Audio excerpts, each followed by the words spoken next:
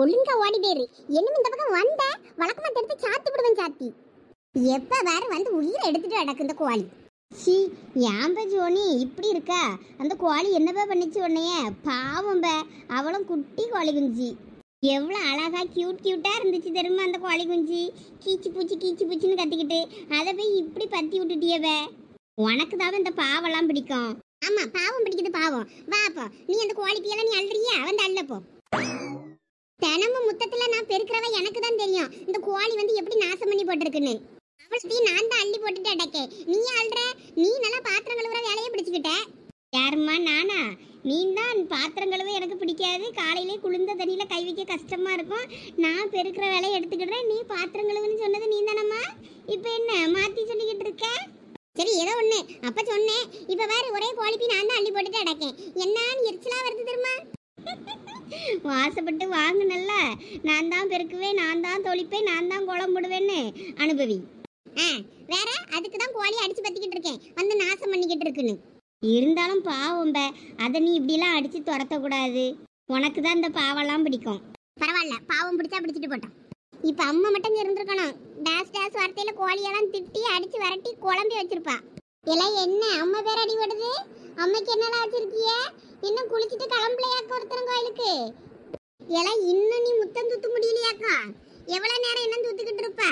அம்மா ஒரு இடம் கால் வைக்க முடியல, எரிச்சலாம் வருது. இந்த கோழி வந்து பேண்டு போட்டு போகுது.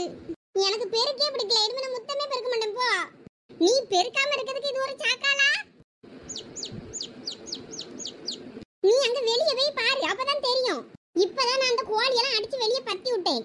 வச்சிருக்க செடியெல்லாம் பராண்டி எடுத்து அவளத்தையும் பிச்சு போட்டுட்டு அடக்கு. கோவமா வருது எனக்கு. எவா விட்டு கோழின்னு தெரியல, நானும் பாத்துக்கிட்டு தான் இருக்கேன். ஒரு நாள் அடிச்சு குழம்பு வைக்க போறேன் பாரு, அப்பதான் ஐயோடி அம்மாடியான்னு கத்திட்டு வருவாளுவே. அப்பதான் அவள்கிட்ட நான் பேசணும்னு இருக்கேன். இருந்தாலும் உனக்கும் வேலை கட்டி வேலை செய்யணும்னு உனக்கு கறி வலிக்கும், அதானே? நீ ஒன்னும் செய்யாண்டாம் போ. போய் இப்ப கிளம்புங்க கோயிலுக்கு சீக்கிரம். நானே சாவியவா அதுக்கும் செத்துக்கிடியே. போங்க போய் கிளம்புங்க. எம்மா நான் குளிச்சுட்டு இந்த 5 நிமிஷத்துல கிளம்பிடுவேன். போங்க சீக்கிரம் ஆளுக்கு ஒருத்தரா போய் குளிச்சுட்டு கிளம்புங்க. அங்கவா சரசு மோவெல்லாம் பூ மாதிரி அழகா குளிச்சுட்டு எடுத்துட்டு தண்ணி எடுக்கிறதுக்கு இப்போ தெரு பைப்புக்கு வாரா. நீங்கள் போய் என்னன்னா இன்னும் பல்லு கூட வளர்க்காம சுத்திக்கிட்டு இருக்கிய வீட்டுக்குள்ள. அவளுக்கு எனக்கு மாதிரி அக்கா இல்லல்ல, அக்கா இருந்திருந்தா தெரிஞ்சிருக்கும். 2 பேரும் சண்டைப்பட்டு நீ செய்யவா நான் செய்யவான்னு அவளும் உட்கார்ந்துருப்பா. அவ ஒருத்தின்னதான் அவ பாட்டுக்கு செஞ்சுட்டு அவ பாட்டுக்கு கிளம்பிடுறா எங்கனாலும். நீ என்னைய மட்டும் பெற்றிருக்கலாம்ல, அவளை பெக்காம. அப்பனா எனக்கு இந்த பிரச்சனை இருந்திருக்காதுல்ல.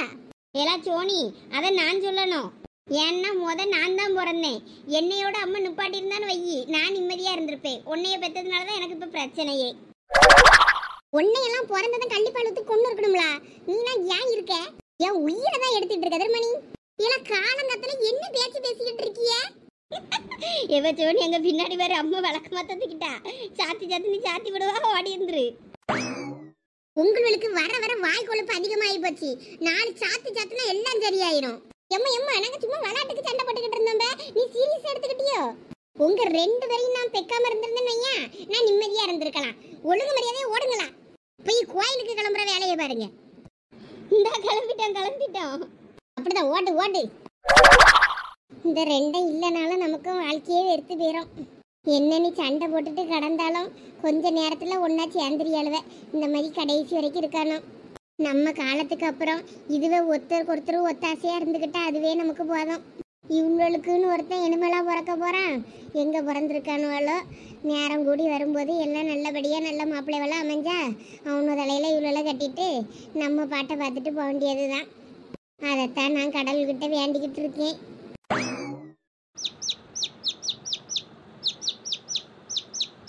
இப்பதான் மாசத்துக்கு ஒரு மாடல் ரிலீஸ் பண்ணிட்டு இருக்கானே, அதனால நான் ஃபீச்சர்ஸ்லாம் செக் பண்ணிட்டு சொல்றேன். அதுக்கப்புறம் உன் போனை கூட எக்ஸ்சேஞ்ச் ஆஃபர்ல உனக்கு பிடிக்கலன்னா போட்டுட்டு வேற மாடல் வாங்கிக்கலான்னு நான் உனக்கு பார்த்து சொல்றேன். நமக்கு தெரிஞ்ச ஒரு கடை இருக்கு, அங்க போய் ஸ்ட்ரெயிட்டாவே பார்த்து வாங்கிக்கலாம். சரியில்ல சஞ்சய், கொஞ்சம் பார்த்து சொல்லல. நான் இந்த போனை ரொம்ப நாள் வச்சிருக்கேனா, அதனால வேற போன் மாத்தலான்னு பாக்கேன். பத்துக்க நான் வருஷத்துக்கு ஒரு போனு வாங்கிக்கிட்டு இருந்தேன். இப்போ இதெல்லாம் நான் 2 வருஷம் ஆகுதுன்னு நினைக்கிறேன் அந்த போனை வச்சிருந்து. நான் இன்னும் மாத்தவே இல்லை. சரி இப்போதைக்கு ஃபோன் நல்லா தானே இருக்கு. அதுக்கப்புறம் உனக்கு ஒர்க் ஆகல இல்லை வேற எதுவும் ப்ராப்ளம்னா சொல்லி உடனே மாற்றுவோம். சரி ஃபங்க்ஷன்லாம் முடியட்டும், அப்புறம் ஒரு நாள் சொல்கிறேன், அப்போ மாற்றலாம். சரி அந்த கடை நான் சொல்கிற கடை வந்து தூத்துக்குடியில் இருக்கு பத்துக்க. அங்கே நான் காலேஜுக்கு போகிற இடத்துல நல்லா அந்த பழக்கம். நான் எதுனாலும் ஃபோன்லாம் பார்க்கணுன்னா அப்பப்போ ஒவ்வொரு மாடல் ரிலீஸ் பண்ணும்போது அங்கே போய் பார்த்துட்டு வருவேன்.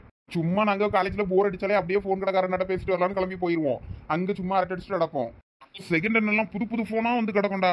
எப்படி இருக்கும் தெரியுமா? அப்படியே பல பல பலன்னு இருக்கும். அதெல்லாம் வித்துருப்பாங்க. ஆனா எனக்கு செகண்ட் ஹேண்ட்லாம் வேண்டாம்டா. இல்ல சொல்றேன். நான் எங்க இருக்கேன்? ஆமா, இது எந்த இடம்? என்ன பெரியப்பா போத தெரிஞ்சிருச்சா? என்னது பெரியப்பனா? யார் இது? ஆமா, உங்ககிட்ட கேட்கணும்னு பார்த்தேன். என்ன சரக்கு அடிச்சிய? நல்ல போதையோ ராத்திரி? ஐயே எப்பா, நீ வேற சும்மா இருப்பா.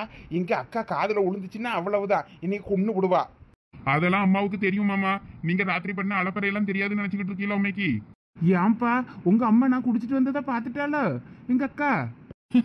நீங்க ராத்திரி பண்ண அலப்பற அப்படி என்ன ஆட்டம்? அதுலயும் வந்து பாட்டு தான் ஹைலைட் போங்க. அப்படி என்ன பாட்டுப்பா? நான் என்ன பாட்டு படிச்சேன் அப்படி? இந்தா இருங்க, நான் பாடுறேன். இந்த பாட்டு தான் என் காத்துல ஒழிச்சுக்கிட்டே இருந்துச்சு ராத்திரி முழுக்க. ஐயோ, என்ன பண்ணி தொலைச்சேன்னு தெரியலையே. இருங்க, நான் இப்ப பாடுறேன் பாருங்க. ஏதோ ஒரு பாரில் நான் தண்ணி அடிப்பேன், அடிக்கும் போதெல்லாம் நான் ஸ்டெடியா இருப்பேனா, நான் அடிக்கின்ற சரக்கினிலே ஒரு சவனப்ப கலந்திருக்கும். ஐயோ, இப்படி எல்லாமா பாடுன வீட்டுல வந்து? இருங்க, இன்னும் முடியல உங்க பாட்டு. ஃபில்டர் எல்லாம் இதமாகும், சுண்டல் எல்லாம் சுகமாகும், மப்பு எல்லாம் தலைக்கேறும், உங்க பாட்டில் எல்லாம் காலியாகும். மானிட்டர் என்றாலே எனக்கு வாந்தி ஞாபகமே, லுங்கி என்றாலே அது அவுந்தது ஞாபகமே, வீட்டில் தண்ணி அடிப்பது தெரிந்தால் மிதிப்பது ஞாபகமே, மிதிகள் வாங்கியே எனக்கு பழகி போனது, மிதிகள் வாங்கியும் எனக்கு புத்தி வரலைய, மறந்து போனதே எனக்கு என் பொண்டாட்டி ஞாபகம். ஐயே, நான் இப்படி எல்லாமா பாடுனேன்? ஆனா மாமா, உங்களை விட இவன் சுமாராதான் பாடுறான். நீங்க பாடும்போது சூப்பரா தான் இருந்துச்சு. ஆனா பெரியப்பா, இடையில என்னமோ லட்சுமி எண்ணெய் தூக்கி போட்டு இப்படிதான் மிதிப்பா மிதிப்பான்னு சொல்லிக்கிட்டே இருந்தீங்க. பெரியமாட்ட ஏதோ மிதிக்கிட்டி வாங்கிட்டு வந்தீங்களோ? ஐயே, நான் லட்சுமி கிட்ட மிதி வாங்கினது இவனுக்கு எப்படி தெரியும்?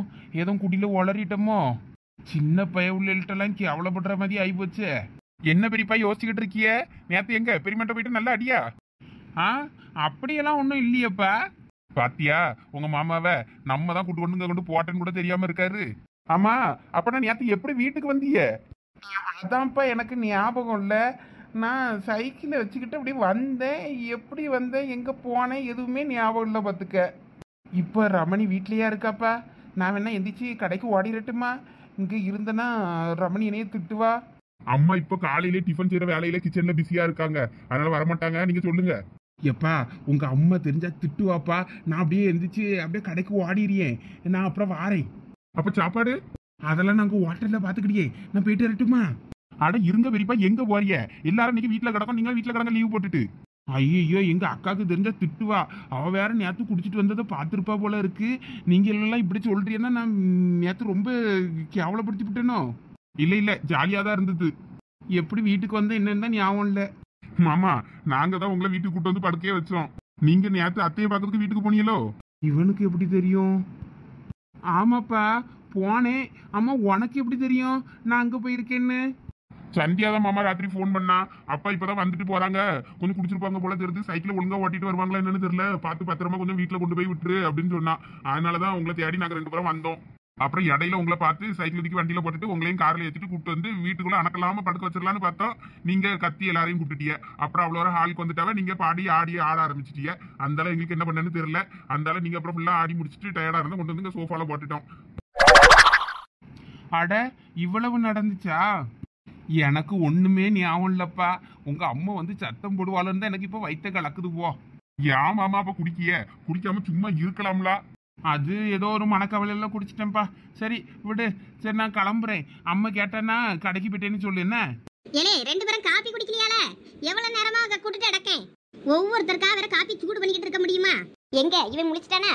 ஐயோ, இவ கண்ணில் படாமல்ல ஓடிடலான்னு பார்த்தோம், வந்துட்டால செத்து என்னைக்குனா. ஏல, 2 பேரும் பல்லு விளக்குனீங்களா இல்லையா? நாங்க காப்பியை குடிங்க. பல்லெல்லாம் பொறுமையா விளக்கிக்கிடலாம், காப்பியை கொடுங்க முத. ஆடு மாடெல்லாம் என்ன பல்ல விளக்குது? ஏக்கா, எனக்கு காப்பி வேண்டாம், நான் இன்னும் பல்லு விளக்கல, இப்பதான் தூங்கி எழுந்தேன். உனக்கு ஒண்ணு நான் இப்ப காப்பி தரல, உனக்கு காப்பி தரையும் மண்டேன். ஒழுங்கா எந்திரிச்சு ஓடி போயிரு சொல்லிட்டேன். இல்ல சரண், இந்தா காப்பி எப்படி? தேங்க்ஸ் மாப்ள. என்ன பெரியப்பூ, உங்களுக்கு இந்த வீட்டுல இனிமே காப்பி கூட கிடைக்காது போல இருக்க. ஏக்கா, என் மேல கோவமா இருக்கியோ? வேற உன் மேல கோவப்படாம வேற என்னல பண்றது? வந்த இடத்துல குடிக்காத கொள்ளாதன்னு எத்தனை முறை சொல்லியிருக்கேன். குடிச்சிட்டு வந்து இப்படி கேவலப்படுத்திட்டு அடக்க வீட்டுல எல்லாரும் வந்திருக்காவ, சம்மந்தி மாறுவ முன்னாடி நம்மளுக்கு கேவலம் தானே இது. உனக்கே இதெல்லாம் தெரியாண்டாமா? இடம் பொருள் ஏவல் அறிஞ்சு நம்ம நடந்துக்கிடணும்னு. எங்க வீட்டுக்காரர்களுக்கு தங்கச்சி அழியும் மாமியாரு பிள்ளைகள் எல்லாம் கிடக்கு. அந்த இடத்துல வந்து இப்படி குடிச்சிட்டு வந்து ஆடிட்டு கிடந்தா நல்லாவா இருக்கு? ராத்திரி வந்து வயிற்றுச்சலுக்கு அப்பயே உடனே கழுத்தை பிடிச்சி வெளியே தள்ளிடலாமான்னு இருந்தது. அத்தை அத்தை கோவப்படாதீங்க.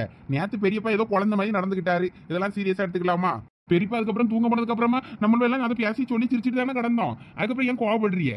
ஏல நீ சின்ன பையன், உனக்கு இதெல்லாம் ஒன்றும் தெரியாது. நீ சும்மா கடை.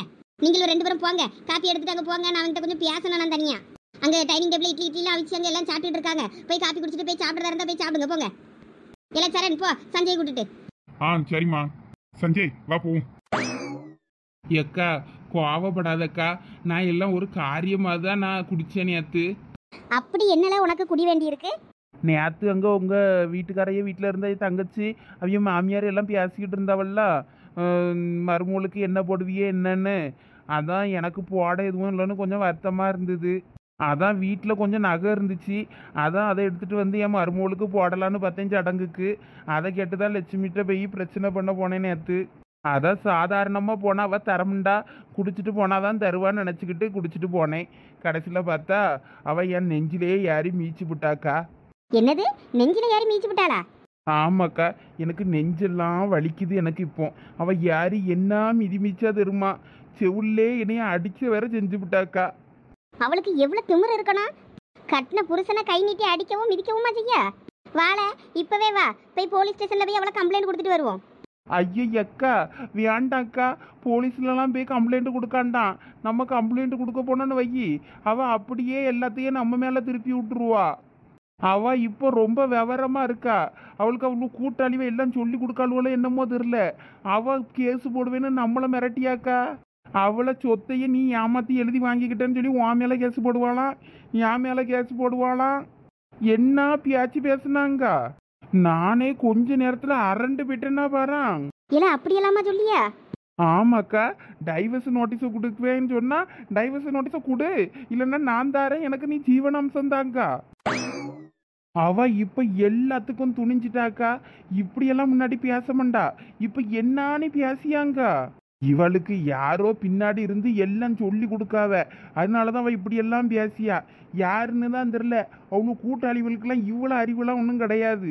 அவ்வளவும் கூமுட்ட அறிவ. இவளுக்கு படிச்சவன் யாரோ உதவி செய்ய, யாருன்னு தாமக்க தெரியல. அவளுக்கு யார் உதவுவா? யார்கிட்டயும் பேசுவாளோ? இல்ல இல்ல, லட்சுமி யாருக்கிட்டையும் நான் பேசி இது வரைக்கும் பார்த்ததில்லை. யாரும் வீட்டுக்கும் வராண்டாவ, அதனால அப்படியெல்லாம் எதுவும் இருக்காது. இல்லை, ஆனால் யார்கிட்டயோ இவ எல்லாம் கேட்டு எல்லாம் தெரிஞ்சு வச்சிருக்காளோ என்னமோ தெரிலக்கா. கொஞ்சம் சந்தேகமாக தான் இருக்கு. உன் பொண்டாட்டிக்கிட்ட கொஞ்சம் உசாராதாமல இருக்கணும், பார்த்து நடந்துக்க. அங்கே போய் சும்மா குடிச்சிட்டு போய் பிரச்சனை பண்ணிட்டு அடக்காத. அப்புறம் குடிச்சிட்டு வந்து வீடு புந்து பொம்பளை பிள்ளைலாம் விட்டு அடிக்கான், என்னையும் போட்டு இழுத்து போட்டு அடிக்கான்னு சொல்லி போலீஸ் ஸ்டேஷனில் போய் உட்கார வச்சிட போறா. பார்த்து நடந்துக்க. என்னையும் கொண்டு போலீஸ் ஸ்டேஷனில் உட்கார வச்சு அலைய விட்டுறாத. சேச்சே, நான் அப்படியெல்லாம் பண்ண மாட்டேக்கா. எனக்கு என்ன நடந்தாலும் சரி, உனக்கு எதுவும் நடக்காம நான் பார்த்துக்கிடுவேன். பார்த்து கவனமா இருந்துக்க.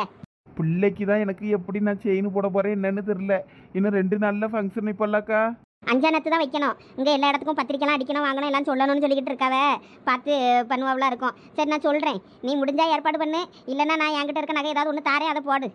தாய் மாமை முறைக்கு வேற நீ எதுவும் போடலைனாலும் அதுவும் எனக்கு கௌரவ குறைச்சலாக தான் இருக்கும். அதனால் நானாவது எடுத்து வச்சு தாரேன், அதை போடு. சரிக்கா. சரி, இப்போ பல்ல விளக்கிட்டு மூஞ்சி கைகள் கழுவிட்டு வா, வந்து சாப்பிடு. இல்லைக்கா, நான் அங்கே வரல. எனக்கு ஒரு மாதிரி கூச்சமாக இருக்குது. ராத்திரி ஏதோ கொஞ்சம் ஒரு மாதிரி பண்ணிட்டேன் போல இருக்குது. அங்கே எல்லாரும் பார்த்தா எனக்கு ஒரு மாதிரி இருக்கும். நீ எனக்கு இங்கே 2 இட்லி மட்டும் எடுத்து கொண்டு வந்து தா. நான் பல்ல விளக்கிட்டு நாங்கள் உட்காந்து இப்படியே சாப்பிட்டுறேன். சாப்பிட்டுட்டு நானும் வேலைக்கு போகிறேன். சரி, நாங்கள் எடுத்துகிட்டு வரேன். அப்போ இங்கே பல்ல விளக்கிட்டு வந்து உட்காரு. சரிக்கா. லுங்கி என்றாலே அது அவிழ்ந்தது ஞாபகமே, வீட்டில் தண்ணி அடிப்பது தெரிந்தால் மிதிப்பது ஞாபகமே, மிதிகள் வாங்கியே நானும் பழகி போனவன். ஏலே தம்பி, அப்படியே பண்றீங்களா தண்டபடிய மாதிரி? மிதிகள் வாங்கியும் எனக்கு புத்தி வரலையே. இல்ல சஞ்சய், அவர் கார்ல ஏதோ விழுந்துற போதுல வருத்தப்பட போறாரு, சும்மா இரு. அட சும்மா இருமா, இதெல்லாம் ஒரு என்டர்டைன்மெண்ட்டுக்கு தானே. அதெல்லாம் பெரியப்பா ஒன்றும் நினைக்க மாட்டாரு. நாங்களே இவ்வளவு நேரம் அவரை தான் கலாச்சிக்கிட்டு அங்கே உட்கார்ந்துருந்தோம். அத்தை தான் வந்து துரத்தி விட்டுட்டாங்க, அங்கே போங்க போய் சாப்பிட போங்கன்னு. இல்லாட்டினா இன்னும் கொஞ்ச நேரம் அவரை வச்சு செஞ்சிருப்போம் நானும் சரணம். அத்தையை பார்த்து மிரண்டு போய் கிடக்காரு. அப்படியே எந்திரிச்சு அப்படியே ஓடுறேன்னாரு. எங்க கிட்ட பேசிட்டு அதுல இருந்தாரு. அதுக்குள்ள அத்தை வந்துட்டாவே மாட்டிக்கிட்டாரு. இப்ப அத்தை அவ்வளவுதான் வச்சு தூக்கி போட்டு மிதிக்க போறாங்களே என்னமோ தெரியல. இல்ல என்ன ஒருத்தரும் சாப்பிடலையா? இந்தா எல்லாரும் சாப்பிட்டுட்டு இருக்காவ மைனி. சரி சரி, நான் இந்த இட்லி அடுப்புல ஊத்தி வச்சிருந்தா வெந்துட்டா பாத்தியலா? இந்தா இனிமேதான் பாக்கணும் மைனி. நான் போய் பாக்கேன். இல்ல சஞ்சய் சும்மா இரு, வேற உங்க அத்தை கோவப்பட்டுற போறாவ, காதுல எல்லாம் உளுந்துற போது. நானும் போய் வேலையை பாக்கேன். ஆமா ஐயா உட்காருங்க சாப்பிடுங்க. சாப்பிடலாம். என்ன இட்லி தோசை சாம்பார் இதே தானே? ஏதாச்சும் புதுசா கண்டுபிடிச்சு இறக்குவியன்னு பார்த்தா ஒரே இட்லி தோசையா தான் இருக்கு.